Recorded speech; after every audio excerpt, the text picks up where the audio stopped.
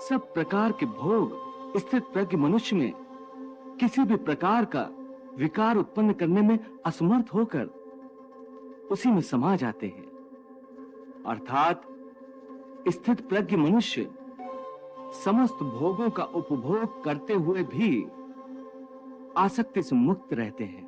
सामान्य मनुष्य तो भोग के पदार्थों के पीछे दौड़ते हुए अपनी जीवन यात्रा समाप्त कर देता है, परंतु स्थित प्रज्ञ मनुष्य की जीवन यात्रा जन कल्याण का उद्देश्य रखती है। सामान्य मनुष्य रात्रि का अंधकार होने पर सो जाता है तथा सूर्योदय होने पर जाग जाता है, परंतु योगी की दृष्टि में देह का सोना जागना महत्वपूर्ण नहीं है। कर्म योगी ज्ञान के प्रकाश को दिन तथा अज्ञान के अंधकार को ही रात मानता है। पार्थ, विषयों के बारे में अज्ञान रात्रि के अंधकार के समान है। संसारी मनुष्यों की रात्रि के समय अज्ञानी नाशवान सांसारिक सुख उपभोगों में व्यस्त रहते हैं। ज्ञानी और योगी जागते हैं और परमात्मा का चिंतन करते हैं। या निशा सर्वभूतानां तस्याम जागर्ति संयमी यस्याम जागृति भूतानि सा निशा पश्यतो मुनेः। हे केशव, कृपया स्थित प्रज्ञ का कोई स्पष्ट उदाहरण देकर समझाओ। हे अर्जुन, विशाल और अथाह सागर का स्वभाव स्थित प्रज्ञ मनुष्य की भांति ही होता है। हे पार्थ, नदी में यदि अधिक पानी आ जाए तो उस नदी में बाढ़ आ जाती है। उसकी तूफानी लहरें किनारों को तोड़कर चारों ओर तबाही मचा देती। यह हाल एक क्षुद्रपन वाले व्यक्ति का होता है।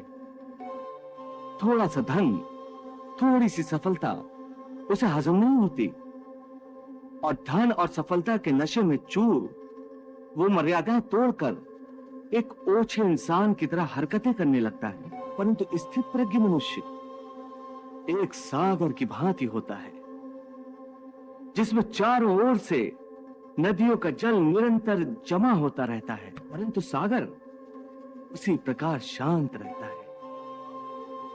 नदियों का जल उसकी गहराई में गुम हो जाता है और सागर कभी अपने किनारे नहीं तोड़ता। उसके अंदर जल का स्तर वही रहता है। यही स्थित प्रज्ञ की अवस्था होती है। इसी तरह सब प्रकार के भोग स्थित प्रज्ञ मनुष्य में किसी भी प्रकार का विकार उत्पन्न करने में असमर्थ होकर उसी में समा जाते हैं।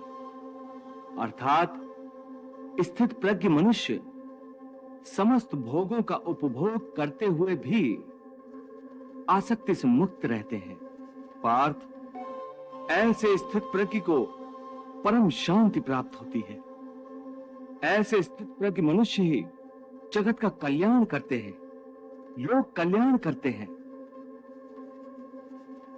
सामान्य मनुष्य तो भोग के पदार्थों के पीछे दौड़ते हुए अपनी जीवन यात्रा समाप्त कर देता है, परंतु स्थित प्रज्ञ मनुष्य की जीवन यात्रा जन कल्याण का उद्देश्य रखती है।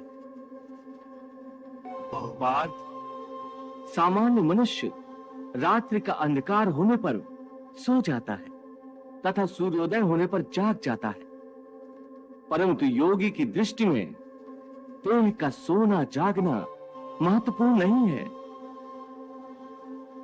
कर्म योगी ज्ञान के प्रकाश को दिन तथा अज्ञान के अंधकार को ही रात मानता है।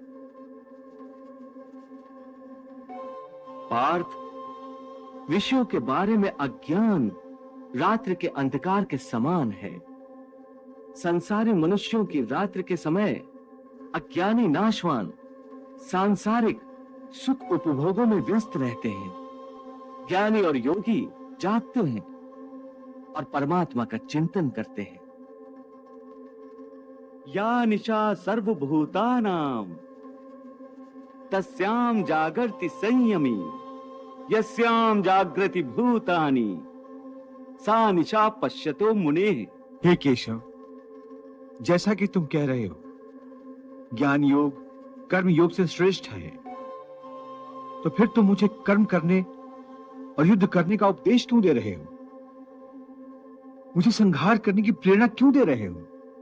पार्थ, मैंने ये तो नहीं कहा कि ज्ञान योग कर्म योग से श्रेष्ठ है। मेरे कहने का अर्थ ये नहीं था। तुम्हें धोखा हुआ है। हे पार्थ, जैसे साधारण दृष्टि से देखने पर एक नगर में दो आने वाले रास्ते हों, एक पूरब से आ रहा हो, दूसरा दक्षिण से आ रहा, परंतु जिस तरह वो दोनों रास्ते अलग अलग दिशाओं से आते हुए एक ही नगर में पहुंचते हैं, उसी तरह ज्ञान योग और कर्म योग दो अलग अलग साधन हैं, परंतु उनका लक्ष्य एक ही है। और दोनों मार्गों से साधक ब्रह्म को ही पाता है, इसलिए दोनों योग उत्तम है। परंतु ज्ञान पर आधारित सांख्य योग की साधना कठिन है, इसके मुकाबले कर्म योग की साधना आसान है। हे अर्जुन, मैंने पूर्व काल में भी इस लोक में रहने वालों के लिए दो प्रकार की निष्ठा कही थी, ज्ञानियों के लिए अथवा सन्यासियों के लिए ज्ञान योग की,